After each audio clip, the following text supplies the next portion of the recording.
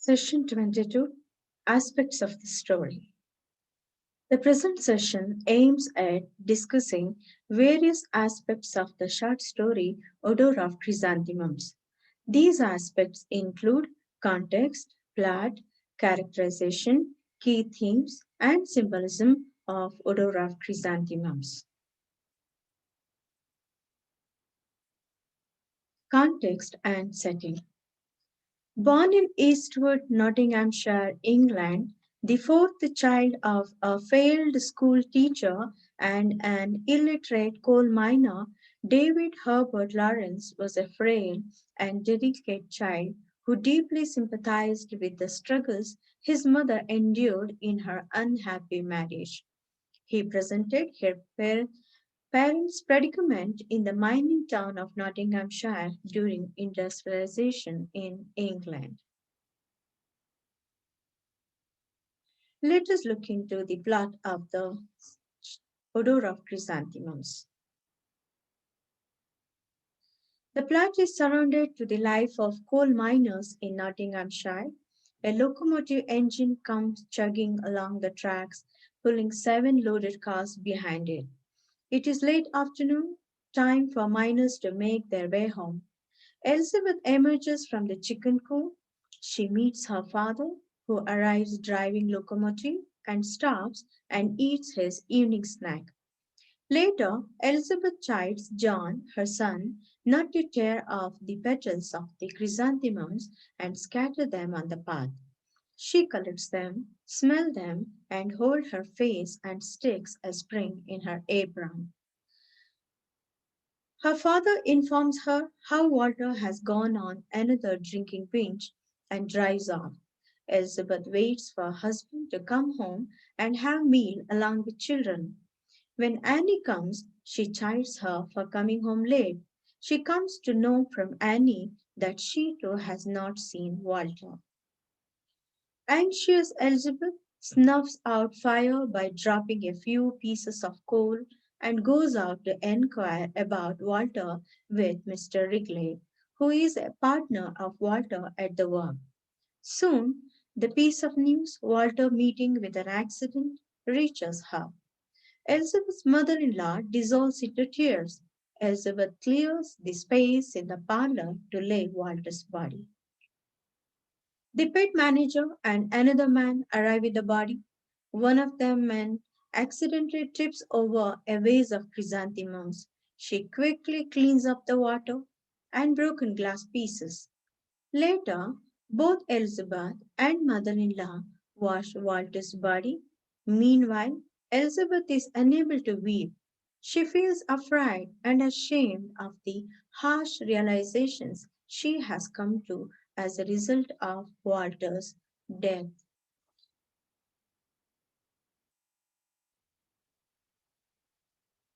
The story comprises of two major themes. One of man-woman relationship and one more is the isolation of the human soul. Typical of D.H. Lawrence, the theme of man-woman relationship, especially concerning to their marriage, is presented. A protagonist revisiting her married life immediately after the death of her husband and regretting her attitude towards him and their married life. The isolation of the human soul tends to visit Walter's body. Lawrence writes that she feels the utter isolation of the human soul, and this sense of isolation permeates the entire story. Early on, Elizabeth is isolated in her home as she waits helplessly for Walter, and she is further isolated when she seeks help in finding him and thus becomes the subject of gossip among the other wives. Pregnant and left alone with her other two children, Elizabeth loses herself in anger and resentment. When Walter's mother arrives and the two women learn of Walter's death, both women are isolated in their own ways. Walter's mother is lost in grief for a man she knew best as a child, whereas Elizabeth must face the fact that her husband was little more than a stranger to her. Let us now look into major characters of the story. Walter Bates. Elizabeth's husband works in mine pits, a drunkard, and after his work spends his time drinking at the pub. The emotional gap between him and his wife shown in the story through the strained relationship between them. Although Walter never appears in the story alive, he plays an essential role in shaping the Bates family's life and bringing about Elizabeth's revelation. From the comments made by Elizabeth, her father, and Walter's mother, we get the sense that Walter is little more than an insensitive drunkard who opts to spend his evenings at a bar rather than with his wife and children. When Walter's body is brought home, however, a different side of Walter revealed to us. Dead, he is naked and vulnerable, and Elizabeth is stunned by the stark humanity of him. Because she can no longer blame him for her unhappiness, she turns inward and acknowledges her role in their marriage's demise. First absent and then inanimate, Walter nevertheless proves to be a catalyst for change in Elizabeth and her vision for the future.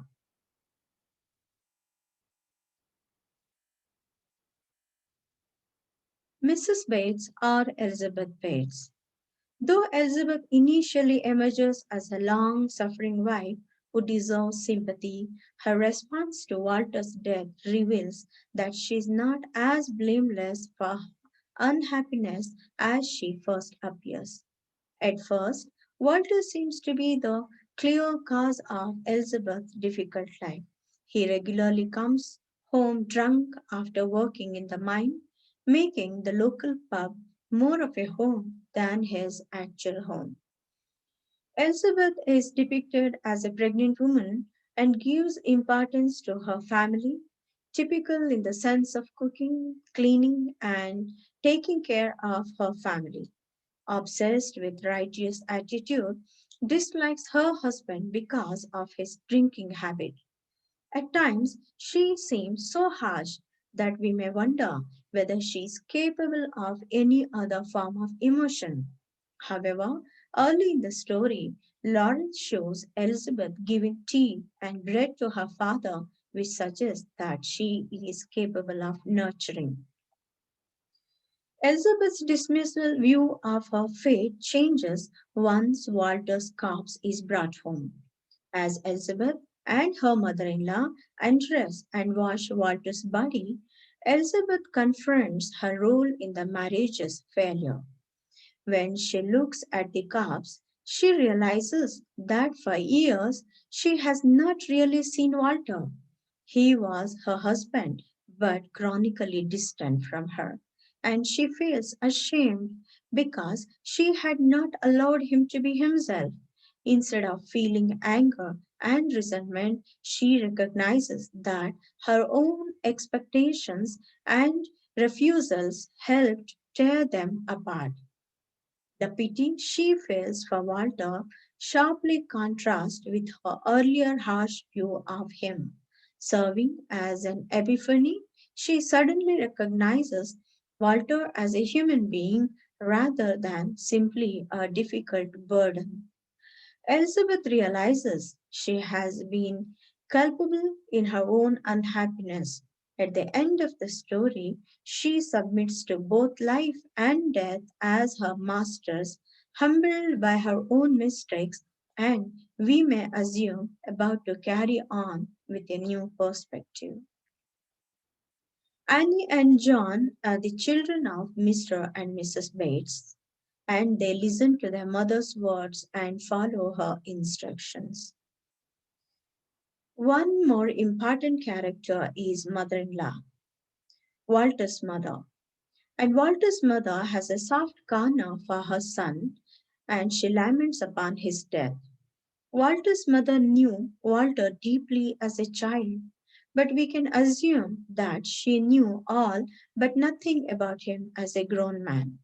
Elizabeth, though, thought she knew her husband simply as an uncaring, difficult burden, but she realizes as she looks at the cups that she might have overlooked some essential pieces of who he was. Dead, Walter can reveal nothing about himself to either one, but Walter's mother's presence illuminates at least one dimension of Walter that Elizabeth will forever be unable to know. Elizabeth's father is a locomotive driver. He doesn't like Walter, for he is a drunkard.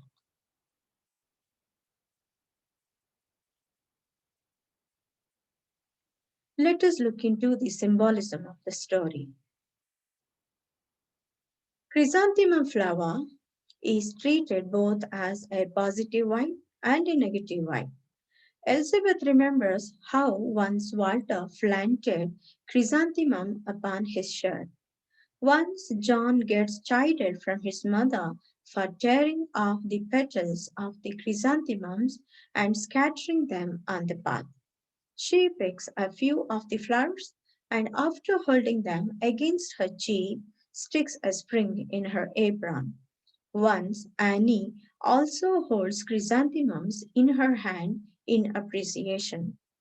One of the men tips over a vase of chrysanthemums and breaks it. Elizabeth cleans the area. Chrysanthemum symbolizes both the qualities of married life of Mr. and Mrs. Bates. Thank you.